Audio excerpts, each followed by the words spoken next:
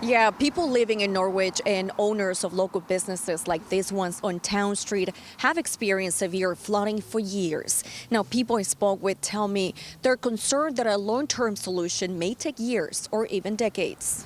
This video provided by a woman who lives in Norwich shows the damage caused by severe flooding from January of 2024. Steve Gambeski has lived in the city for 61 years. He says this kind of damage is not unusual. There's a lot of concerns because the waterways have never been taken care of. It's been, we're looking at a 50-year plan, I'm hoping, so we can get this justified and move on. But it's going to take a lot of work and a lot of vegetation to be removed.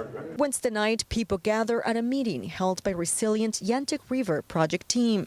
The goal of the meeting was to inform those living in flood-prone areas like Norwich, Bozrah and Franklin. Helen Sienkiewicz is the director of regional planning with Southeastern Connecticut Council of Governments. She says it's important for people to come together to determine the best actions for reducing flood damage in the future. It really depends where you are, but it can be really significant, and there are some critical facilities that are in the mix. So, we think about Bacchus and the lower parking lot. We want to have some solutions that make sure that's a community health lifeline, trying to make sure that especially those critical facilities are protected better. Right now, there's an ongoing feasibility study that is working to determine areas that are most at risk as the years pass. We really do want to look at a range of solutions, and what we're finding in the research is that there is no kind of one silver bullet that's gonna address flood risk for the entire corridor. Gambeski says he hopes state officials can take action to help improve infrastructure.